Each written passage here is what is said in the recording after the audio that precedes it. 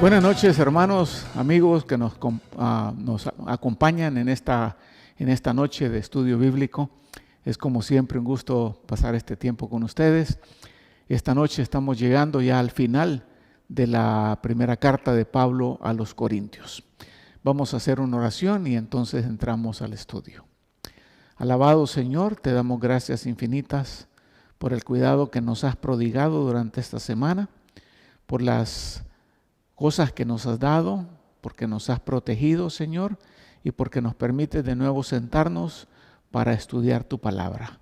Rogamos, Señor, la iluminación del Espíritu Santo y la sensibilidad de nuestro espíritu y de nuestra alma para recibir lo que tú tienes para nosotros en esta noche. Te pedimos que nos enseñes en el nombre de Jesús. Amén. Muy bien. Hemos cubierto ya 15 capítulos de la epístola. Estamos entrando esta noche al capítulo 16. Pero en esos 15 capítulos anteriores, el apóstol ha tratado una variedad de problemas que se estaban dando en las iglesias de Corinto.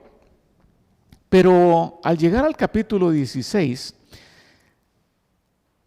toca otro asunto que realmente no era un problema, sino era un asunto sobre el cual Pablo quiere dar instrucciones a los creyentes de Corinto y tenía que ver con las ofrendas que Pablo estaba colectando para los necesitados en Judea. Por lo tanto, el capítulo 16 parece un punto aparte de lo que se ha tratado hasta este momento. Y esta noche nos vamos a enfocar precisamente en lo que este capítulo dice. El capítulo 16. Primero, habla de la colecta de Pablo. Desde el primer verso, Pablo entra de lleno al tema y lo primero que hace es hablar de el propósito de las ofrendas. En cuanto al propósito, Pablo dice claramente en el verso 1, ahora bien, en cuanto a la ofrenda para los santos, hagan ustedes también como instruí a las iglesias de Galacia. Este pasaje o este capítulo es desafortunadamente y muy a menudo sacado fuera de contexto, especialmente por aquellos que se rehúsan a dar diezmos a la iglesia.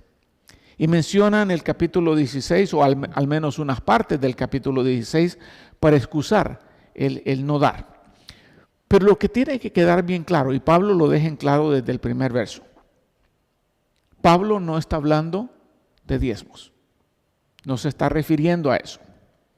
Pablo está hablando, como dice el verso, de la ofrenda para los santos. En otras palabras, ofrendas de amor, ofrendas que están destinadas para ayudar a los necesitados. En este caso, los necesitados eran los hermanos creyentes en Judea. Así que por ahí debemos de comenzar. El capítulo no tiene nada que ver con diezmos, sino con dar ayuda a los necesitados. Los creyentes de las iglesias de Judea estaban pasando necesidad económica debido a una hambruna que había llegado a la región, hambruna que había sido profetizada por medio de un profeta llamado Agabo, cuando Pablo está en Antioquía, su iglesia. Dice la Escritura que en esos días llegaron unos profetas, descendieron, dice, de Jerusalén a Antioquía, y entre ellos se levantó uno llamado Agabo, y Agabo daba a entender por el Espíritu Santo que habría de venir una gran hambruna en toda la tierra. Y tal como él lo profetizó, dice, y esto ocurrió durante el reinado del emperador Claudio. La reacción o la decisión de los discípulos ante esa hambruna fue colaborar conforme a lo que cada uno tenía y decidieron enviar una ayuda a los hermanos de Judea. Esa ayuda la enviaron por medio de Bernabé y de Saulo. tenemos que recordar que cuando Pablo escribe la carta a los Corintios, tal carta fue escrita durante el reinado de este emperador mencionado en Hechos, el emperador Claudio. Claudio había sido el que había expulsado a los judíos de Roma. Y cuando Pablo llegó a Corinto, se encontró ahí con Priscila y Aquila, que dice habían sido expulsados por Claudio. Entonces, Pablo dice en este verso 1 que acabamos de leer, que hagan ustedes también como instruí a las iglesias de Galacia. Las iglesias de Galacia, o ahora conocido en aquel tiempo conocido como Asia, fueron las primeras iglesias que Pablo fundó en sus viajes misioneros. Ahí se encontraba la iglesia de Derbe, la iglesia de Listra, la de Iconio y la de la otra Antioquía llamada Antioquía de Pisidia. Esas fueron, como diríamos, las primeras que comenzaron como resultado del ministerio evangelístico y misionero de Pablo y Bernabé. Entonces, la instrucción que Pablo le da a los corintios con respecto a esa ofrenda era similar a la instrucción que habían recibido estas iglesias.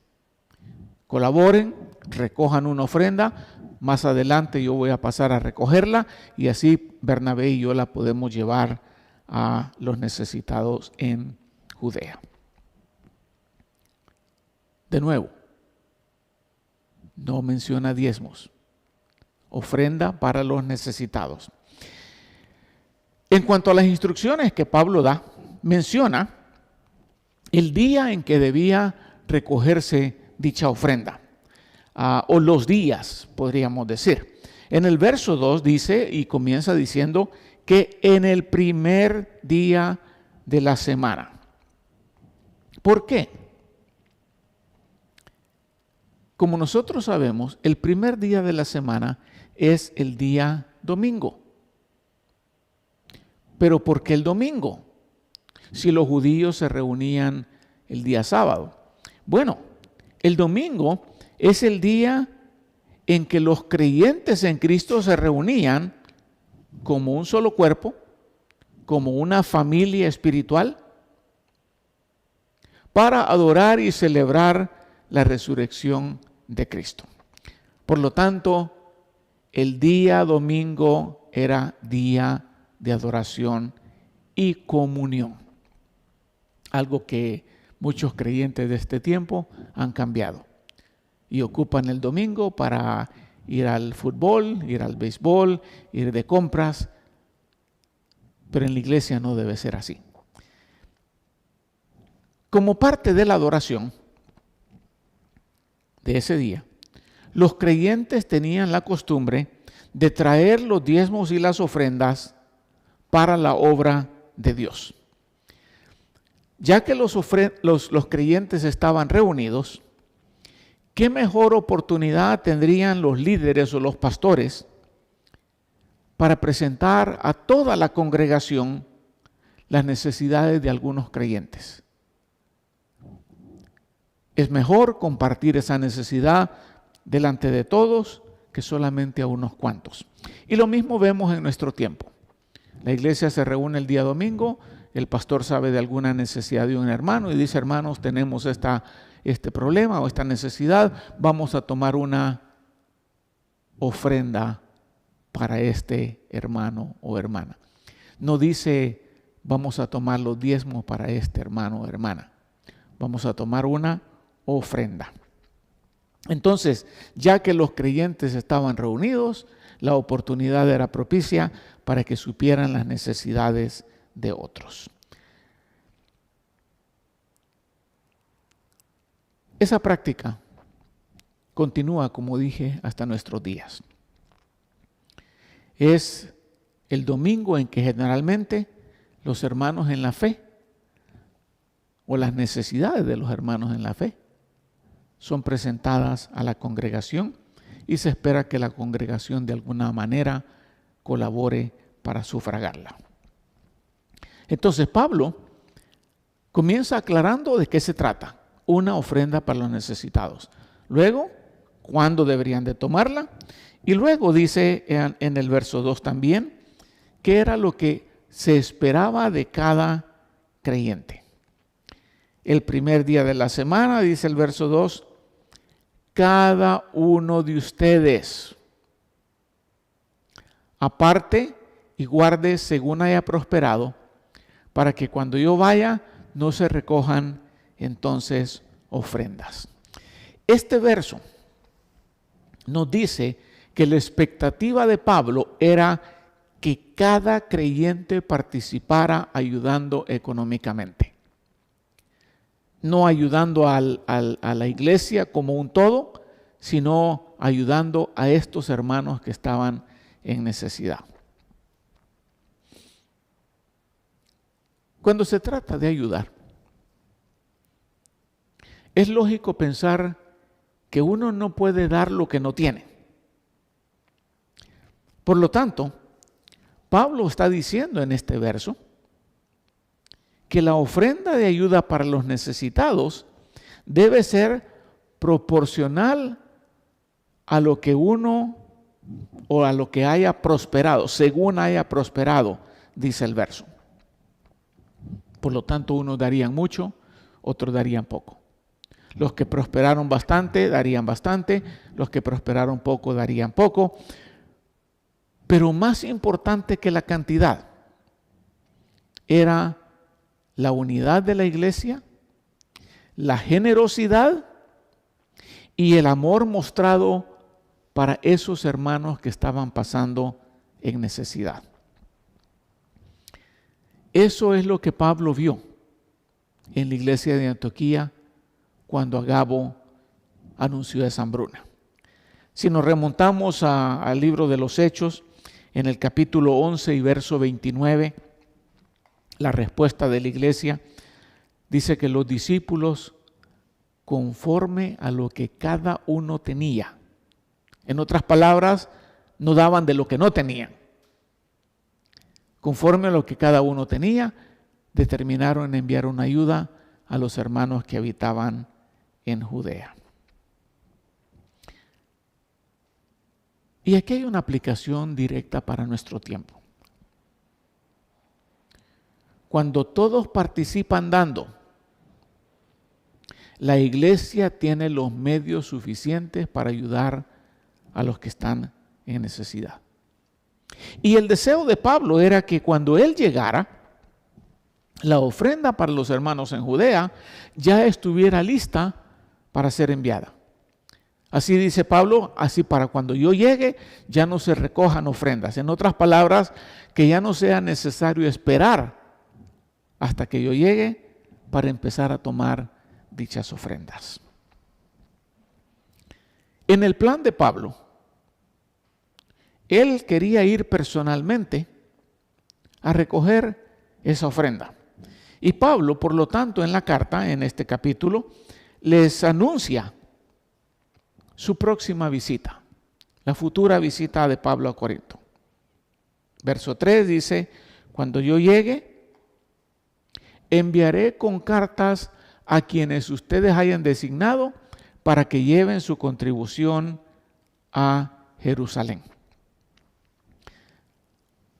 La razón de la visita es bien clara en estos versos. Pablo no solamente quería escribir cartas para los que van a llevar la ofrenda, los que habrían de ser designados como portadores de la ofrenda para los santos, para que la llevaran junto con la ofrenda a Jerusalén. Pero en el corazón de Pablo también él anhelaba, él tenía el deseo profundo de ver de nuevo a los hermanos corintios y pasar un tiempo con ellos. Eran sus hijos espirituales. Ahora, en ese tiempo,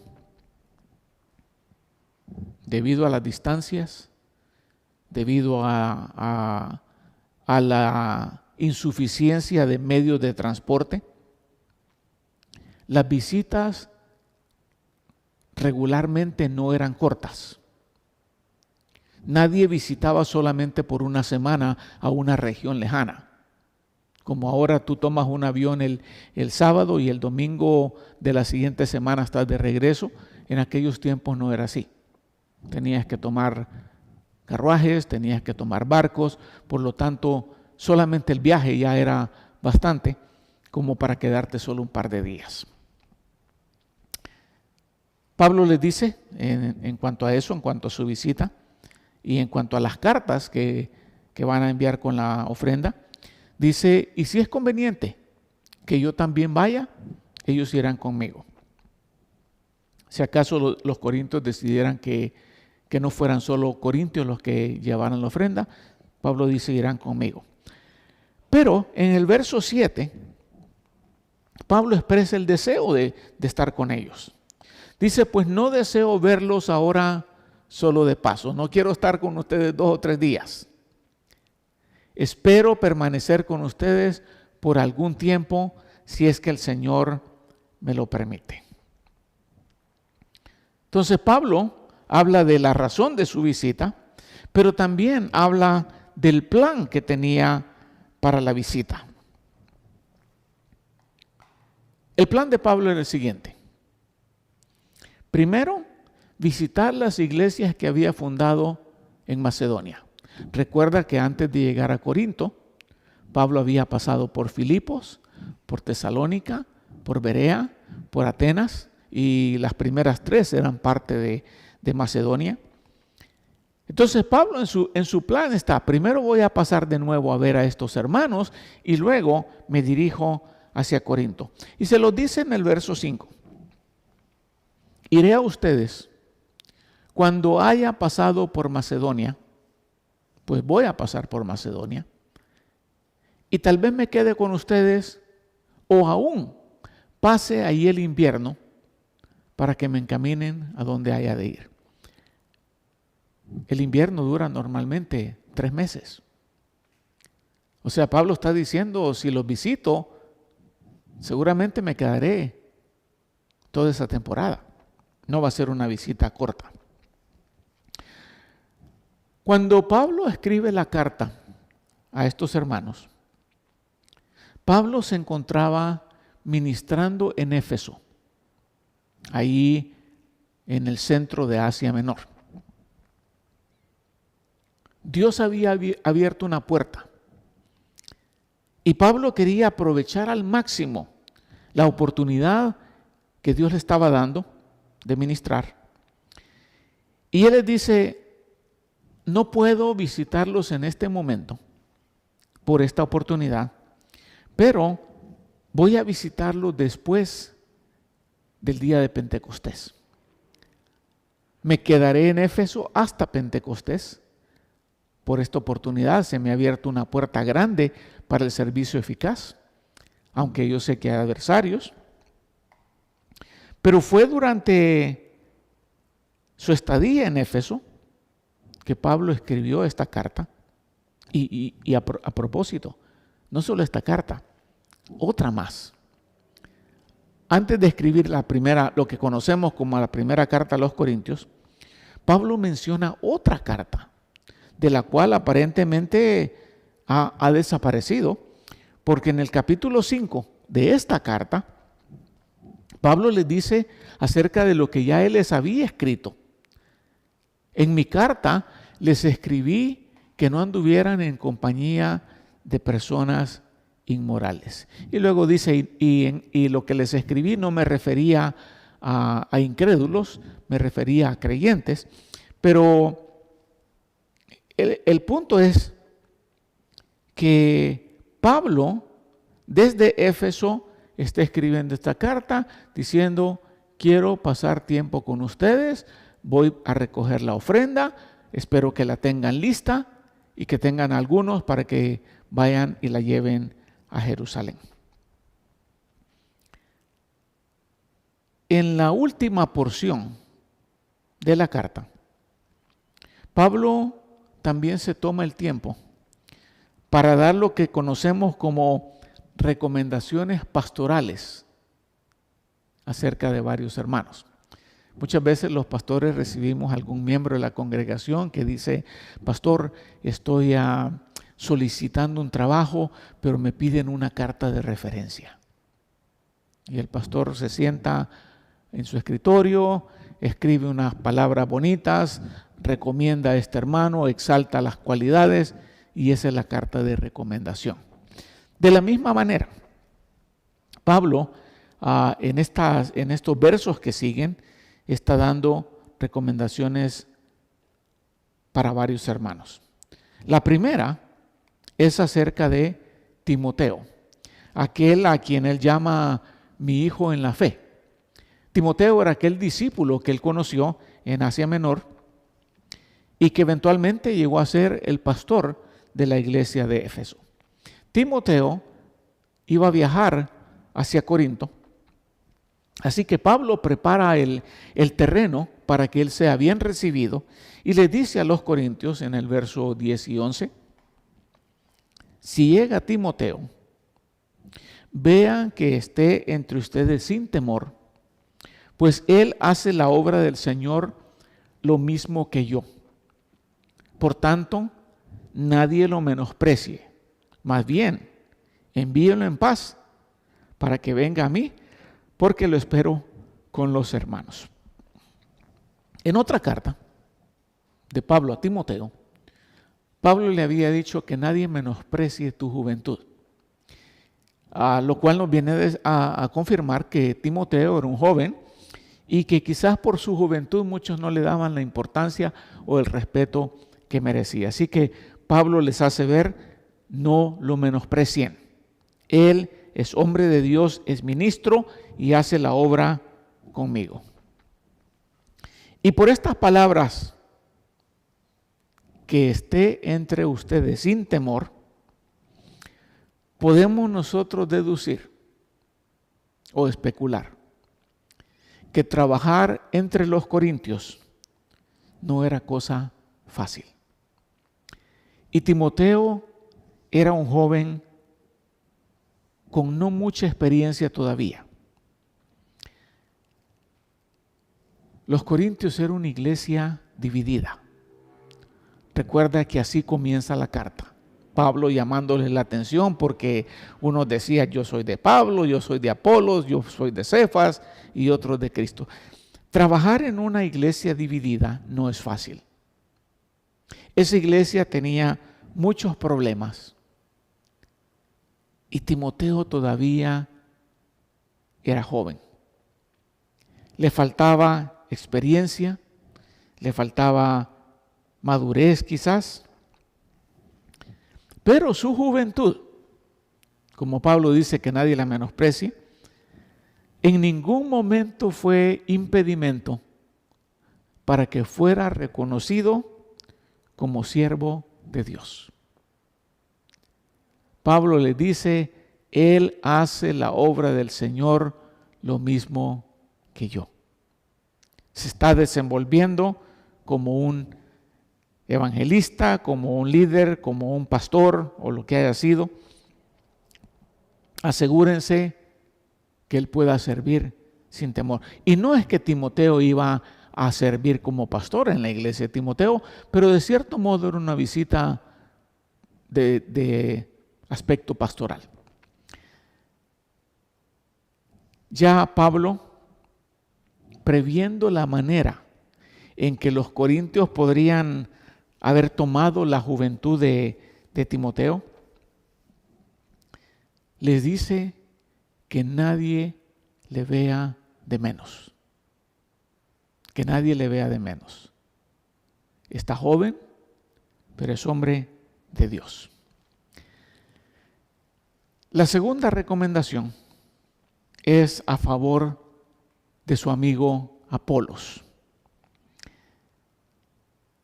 En cuanto a Apolos, dice el verso 12, en cuanto a nuestro hermano Apolos, mucho lo animé a que fuera a ustedes con los hermanos, con estos que estoy enviando, pero de ninguna manera tuvo ahora el deseo de ir. Sin embargo, lo hará cuando tenga la oportunidad. Recuerda que uno de los corintios decían, nosotros somos de Apolos.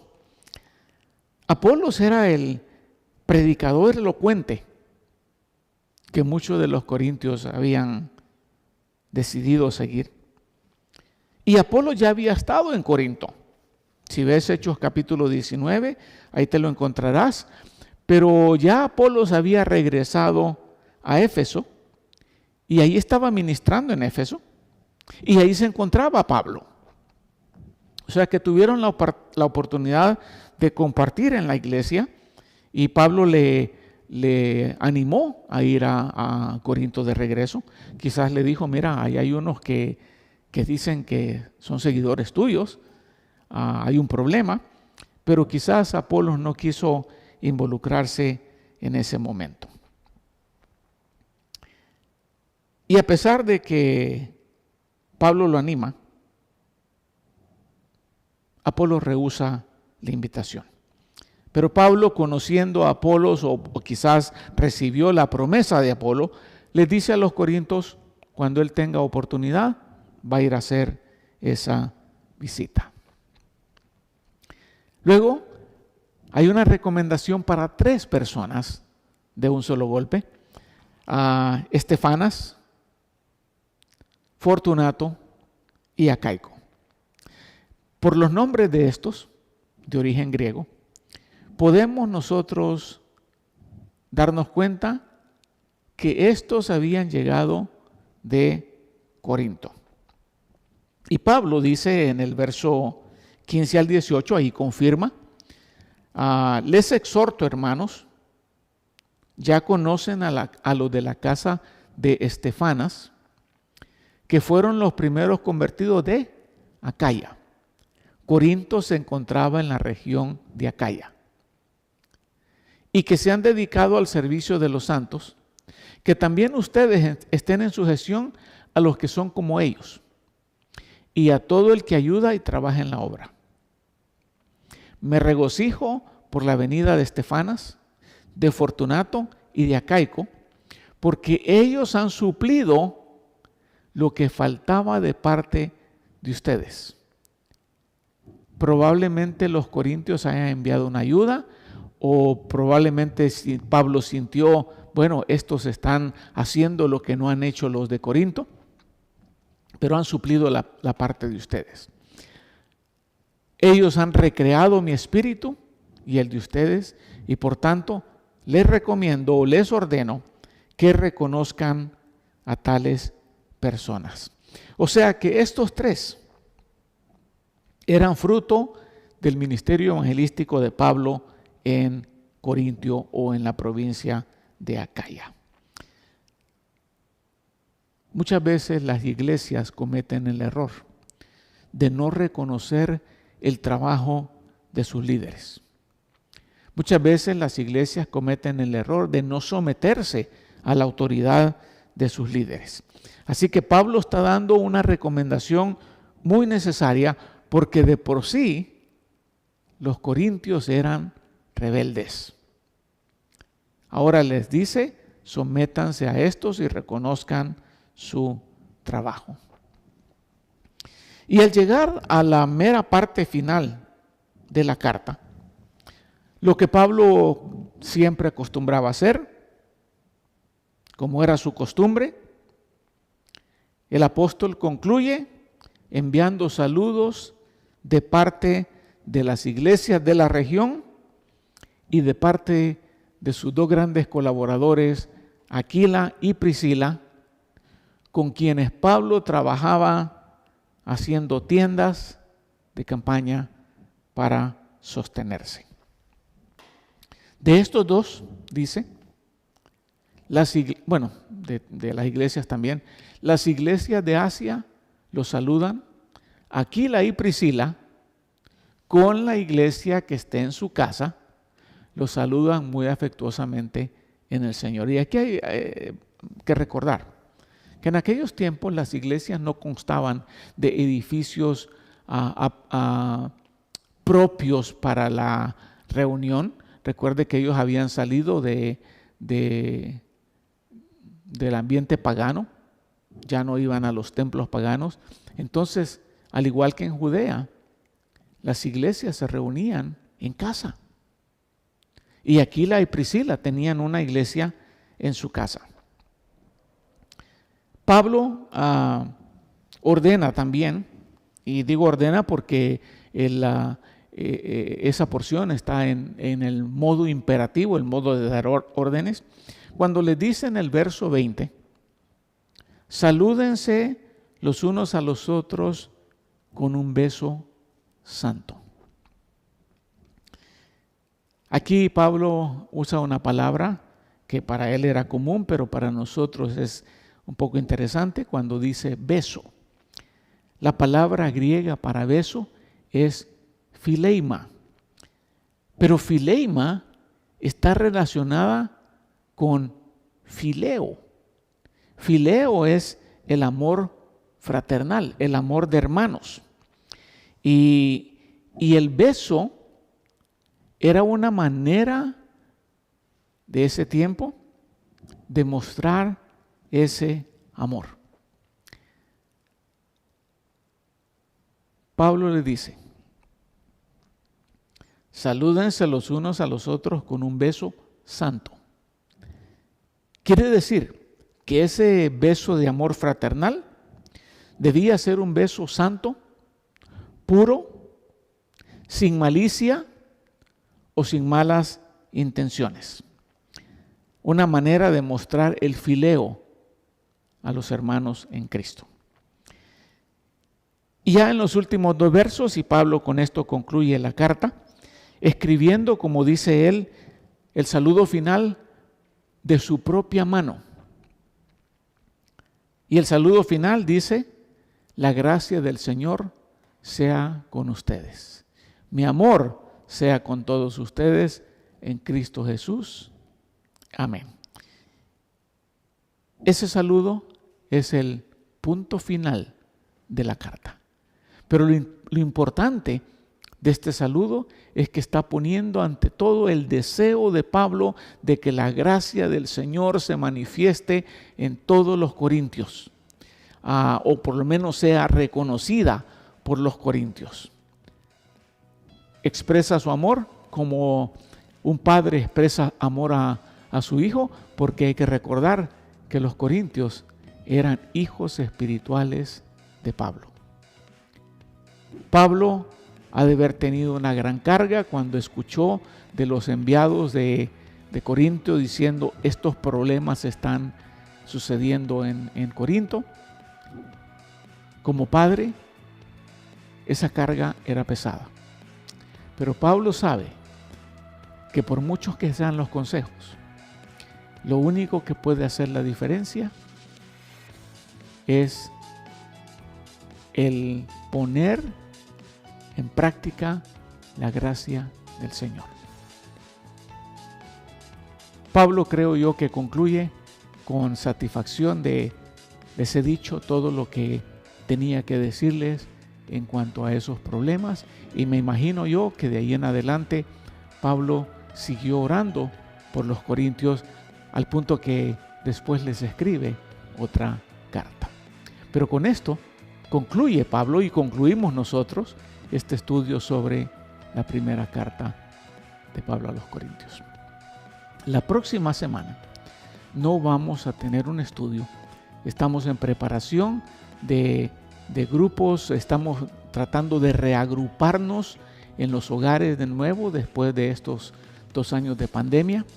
Así que te animo a que estés pendiente y te invito también, si es que tú nos ves de lejos, que el día miércoles, a la hora que transmitimos este estudio, tú formes un grupo de estudio en tu hogar, vean el estudio juntos, compartan tiempo juntos, demuéstrense el amor que hay entre ustedes, el amor de Cristo, y así fortalezcan esa unidad que solamente el estar juntos puede desarrollar. Así que nos vemos en 2 semanas con una nueva serie o con un nuevo tema, y ahí te daremos instrucciones de cómo van a ser las reuniones en los hogares. Te deseo que pases buenas noches y te doy las gracias por habernos acompañado durante todo este tiempo de 16 capítulos. Que Dios te bendiga. Buenas noches.